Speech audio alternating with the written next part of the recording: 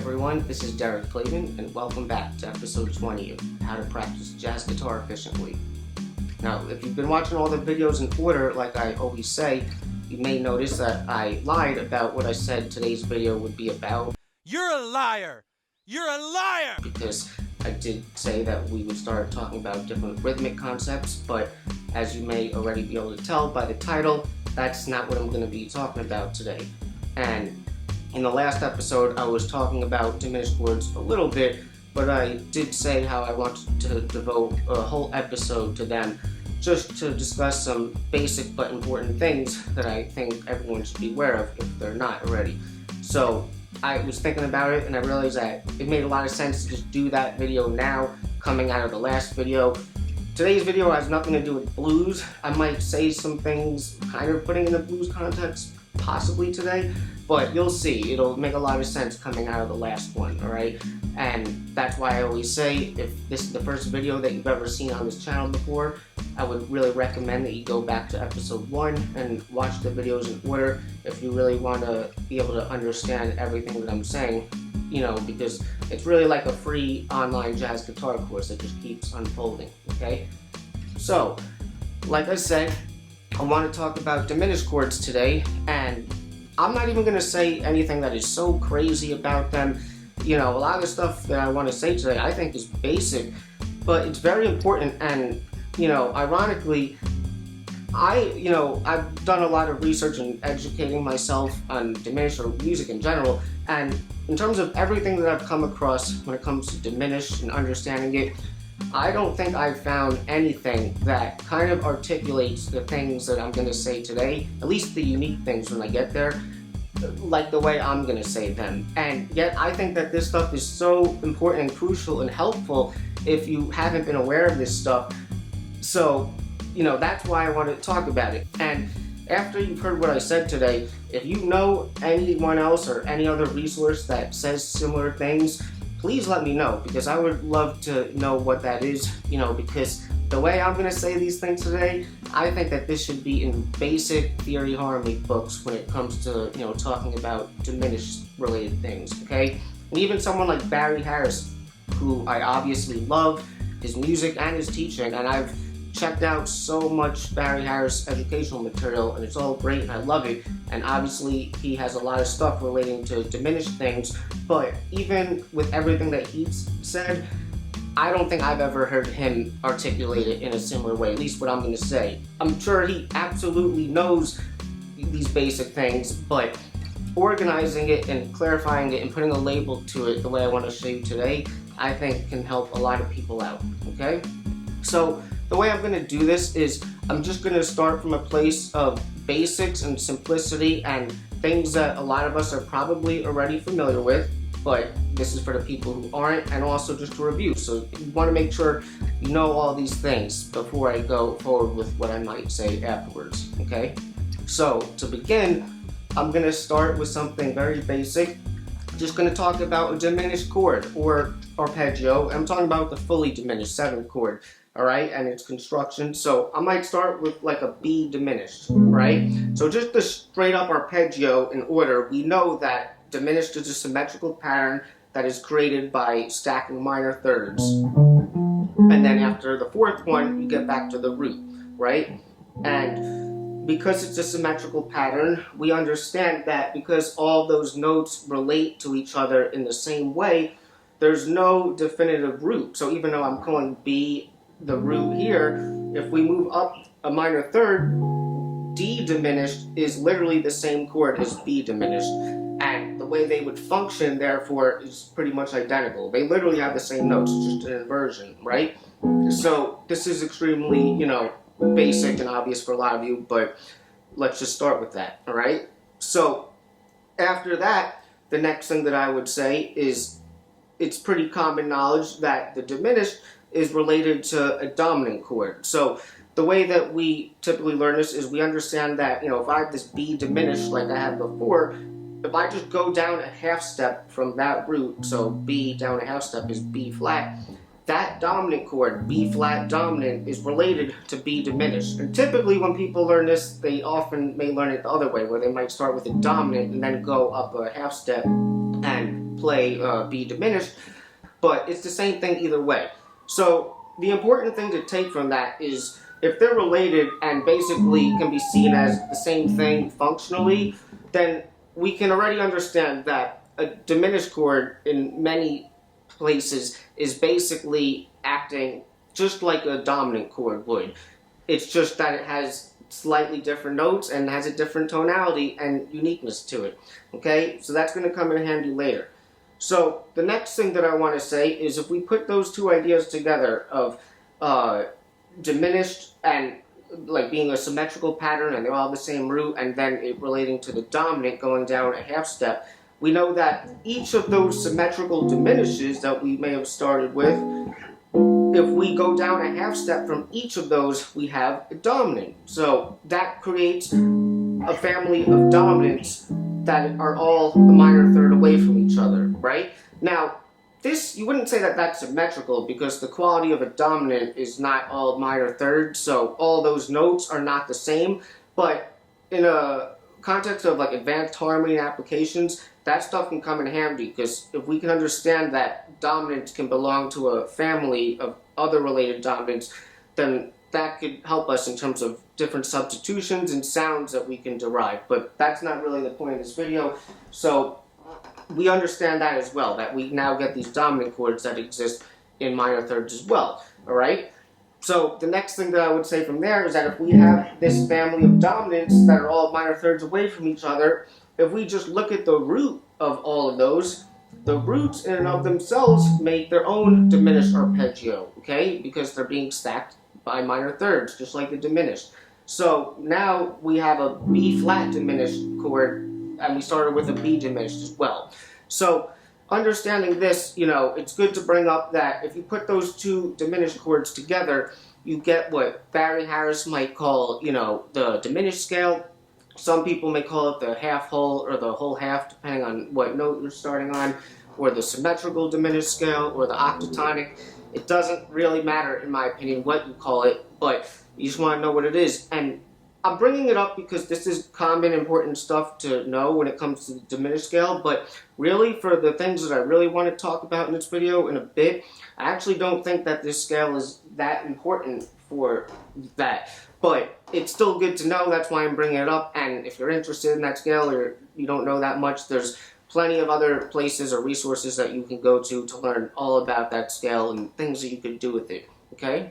So I just want to say one more obvious thing before I move on to, you know, really what I think is going to be important in this video, and this is still important to be aware of. So that would just be that for each of these diminished chords that you may have, because you have 4 different roots and it could all be thought of as the same chord, it really is, then in our system of music where we only have 12 notes in a chromatic scale, you know, according to our equal temperament or whatever, because any one of those diminished chords is also 3 other diminished chords, then of our 12 notes that we have available in music, we can mathematically say, obviously, that there are only 3 possible diminished chords, and every other one would just be an inversion of one of those 3, okay? So let's just say I started on B flat, you know, I have B flat diminished 7.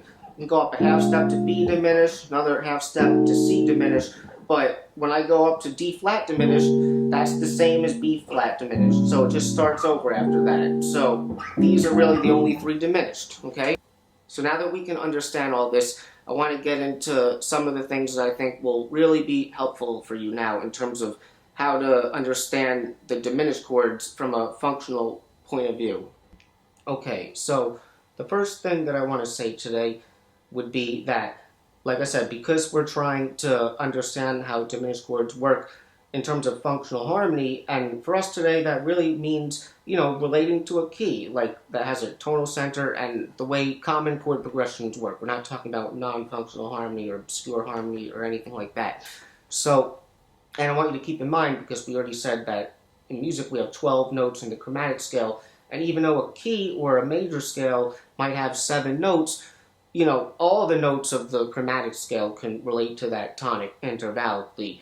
So just be aware of that. So I'm going to be in the key of B flat today. So the first thing that I think would be helpful would be to understand that, and this is subjective, this is just my opinion, but even though any of the diminished chords can have 4 possible roots, I believe that it is extremely helpful if you really boil down like those 4 like roots for whatever the diminished chord is to one root, at least from a functional perspective. I'm not talking about like it would always be this root no matter what, but like in terms of how it might relate to a key, what's the one that you want to be sort of like the parent sort of root that you're associating with in your head? And that might sound extremely convoluted, but really all I mean by that, because this is really simple, would be this. If I'm in the key of B flat, and we know that we have 3 diminished chords just in all of music in the chromatic scale, I believe that as relating to that key, or any key really, the 3 main places to know the diminished chords would be the tonic diminished. So if I'm in the key of B flat, that would be B flat diminished, the flat 2 diminished, and then the 2 diminished, okay? And then we know after that, it starts over again, right? Now, any of the diminishes that relate to that, so like the tonic diminished, for example, is the same as the flat 5 diminished, right? Even if you're using a flat 5 diminished or you see that or anything, I'm still making the point that it really helps to kind of put it in the category from a functional point of view as mainly referring to the tonic diminished, all right? Now, this is subjective, and I'd love to hear your opinion, no matter what you think, but as I demonstrate further, maybe this will kind of make sense, okay? So, what I want to do is I want to just go through each of those 3 diminishes and talk about like how I see the function of them and put a label to it and sort of put a solid, formation in my head in terms of what is the function in terms of like what are you arriving at after that, or what are you like using that to cadence to, basically, okay? So let's get into it. So the first one would be, or the one I'm going to start with, is going to be the flat 2 diminished. And remember, this could be for any key, but we're in the key of B flat. So in the key of B flat, the flat 2 diminished would be the B diminished, right? Now, first thing I want to say is let's look at what the other diminishes would be that are the same. And I'm not going to say them by root, I'm going to say them by interval as they relate to the tonic, which in this case is B flat. So already have the flat 2 diminished, so that's the same as the major 7 or major 3rd diminished. That's the same as the 5 diminished, right? And then that's the same as the flat 7 diminished over here, right? So those are all the same, but basically what I'm saying is if you see any of those relating to a key, say you're in the key of B flat and you see, a F7, like a 5 diminished, I'm saying it's helpful automatically to think of it more like a flat 2 diminished, okay? So, what is the label, or what is its function the way I see it? Its function is to take you to the subdominant. And in more of a jazz sort of idiom, that would usually mean to go to the 2 minor. Now, remember in the last episode, and this is why I thought it made sense to continue from that, how I was talking about the 3 main tonal centers of a key. You had the tonic, or the 1, the subdominant, or the 4, and the dominant, which is the 5, right? So, we said that those are the main tonal centers, and even if you have other chords in that key that aren't those chords, they can all be in one of those categories in terms of how they function, basically. So, check this out. This is where it's going to start to make sense, right? If I have a B diminished, right? We already said that functionally it's the same as B7, or B flat 7, right? Tonic dominant. Now, even though the tonic is not normally dominant in that key, but if we think like the blues, it's like a 1-7. And what does that lead to? It leads to the 4. The 4 is the subdominant, which is where I said it leads to, okay? What else did I say? I said that the subdominant is the same, like it's the 4 chord. I said that the 2 chord is conventionally in that family as well, and that's where we're going, okay? Check this out. If we look at, it doesn't matter if we move like the B flat 7 symmetrically at this point, because we know that relates, or if we move the B diminished. It doesn't really matter, but conventionally, since we understand harmony more through dominance, and we already have B flat 7, let's just use that. So if I move this up symmetrically to the flat 3 dominant, that's just a tritone above the 2 minor.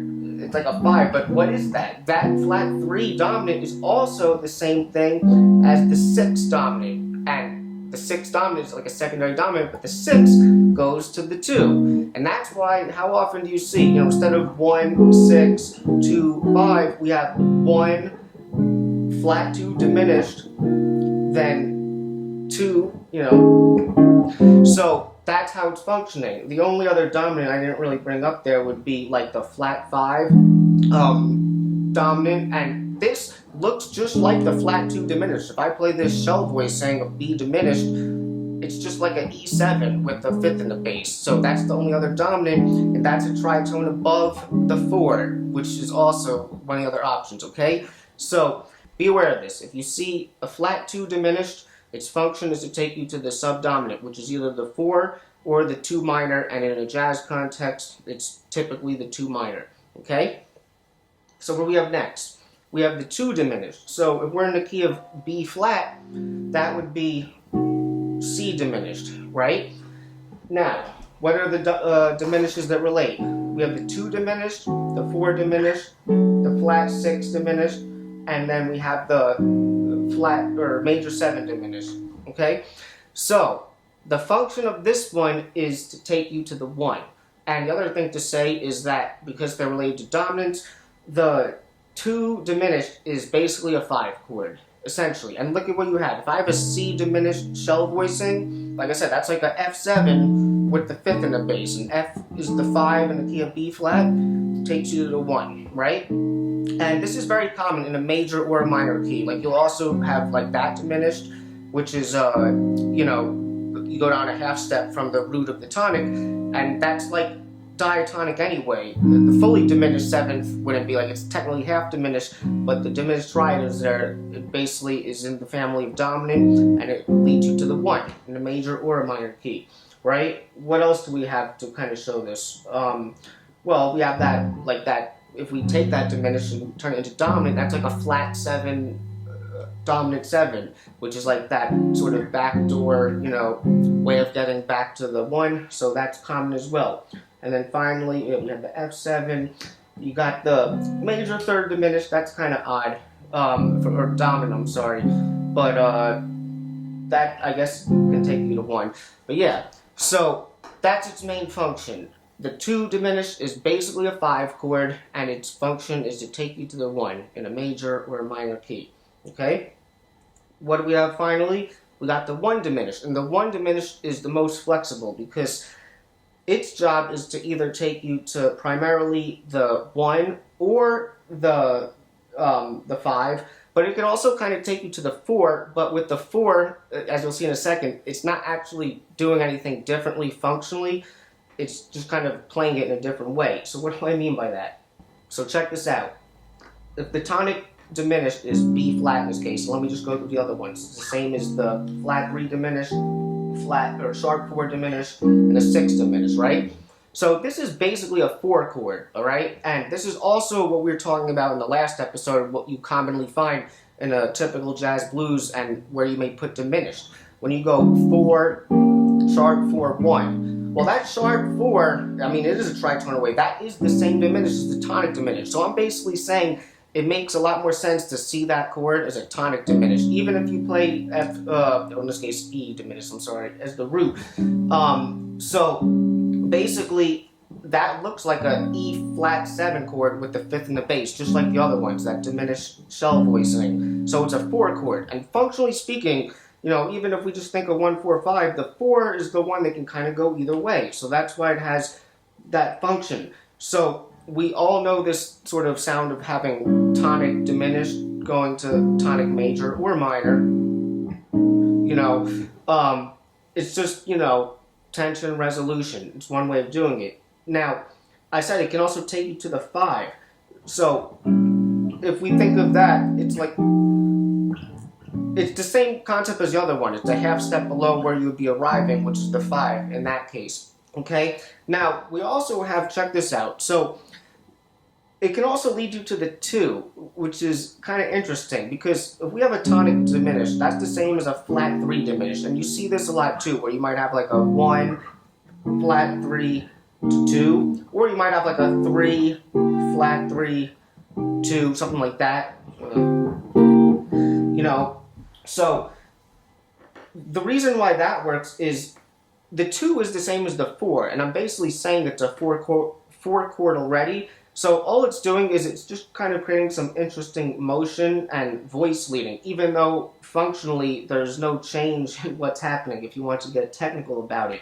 Alright, so it's almost the opposite of what you would do in a blues, where you would go like 4, sharp, 4, 1. Well here, because that was like diminished or dominant diminished resolution. Well here, I'm going essentially like diminished dominant. I'm sorry. It's like, you know, I don't know what I'm saying right now, but this is like basically the same thing as this, because the 2-7 is related to that. So yeah, it's getting way too theoretical right now. Yeah, because the 2-7 oftentimes sets up the 2 chord, and so instead of just going like 1, 2 minor, you know, 5, 1, oftentimes, you know, think of Take the A Train or a lot of songs, you know, 1, 2, 7, you know, flat 5 to 2 minor. So the 2-7, that's basically what a 1 diminished is. Okay, it's 2-7. So the 2-7 is similar to a 4-7. It can take you to the 1, it can take you to the 5, it can take you to the 2 minor as a resolution, which diatonically is the 4 anyway. So, holy crap, that was a mouthful. You know, as I'm editing this video and I'm watching this part, I'm literally realizing for the first time, you know, if you think about it, you may technically be able to argue that the tonic diminished, aka the 2-7, aka the 4-7, aka whatever else it is, from a functional point of view, might be the most versatile chord that we have in functional harmony in terms of all the different options of where it can take you in a logical way, you know? The other ones really mainly take you to one place from a functional stance, you know? But this one's got so many options, so just thought that was interesting to consider. So that's really the important stuff that I think you should know, and like I said, this is really helpful, because now if you look at a chart, you know, if you see a diminished chord, it doesn't matter if whatever key the tune is in or that part of the tune, even if it's one of those other roots intervallically, now you can just move them up or down in minor thirds until you realize, oh, is this the tonic diminished, the flat 2, or the 2? And from there, you can kind of, you know, understand their function easier. But it also works the other way. So, you know, you could use diminished chords like instead of dominants. But if you see a dominant or a diminished chord written into the chart, if you understand like what it relates to functionally and as a dominant chord, you could substitute now the diminished for dominant. And once you have a dominant, you can put other flavors on it. So just to give you a quick example off the top of my head, you know, if I have, say, like let me think. Let's say the flat 2 diminished. Its job is to take me to the 2 in like a jazz context, right? So this diminished is the same as B flat dominant. So if we move that around the family, I have D dominant, alright? So I can get fancy now with the voicing. So maybe I want to play like this upper structure like D flat, 7, sharp 5, sharp 9. Now voicing wise, this one might be a stretch, but if I'm like to lead to the 2, I mean, it has good voicing there, but coming from this, that's actually going up a tritone. So melodically, that's kind of weird. What else could I do? I could do something like,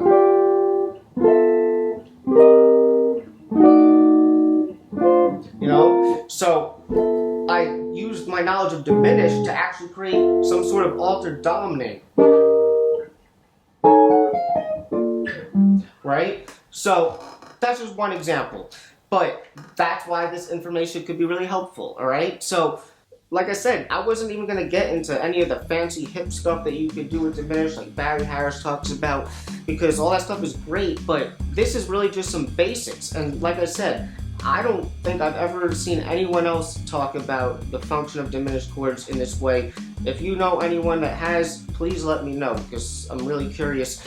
And like I said, I think that this will be really helpful for people who are a little bit confused about diminished chords and how to use them in a key or in a functional sense. So let me know what you guys think of that. I hope you enjoyed it. And now in the next episode, hope you're ready for the next episode. Hey, we will start going into rhythmic stuff, which should be exciting.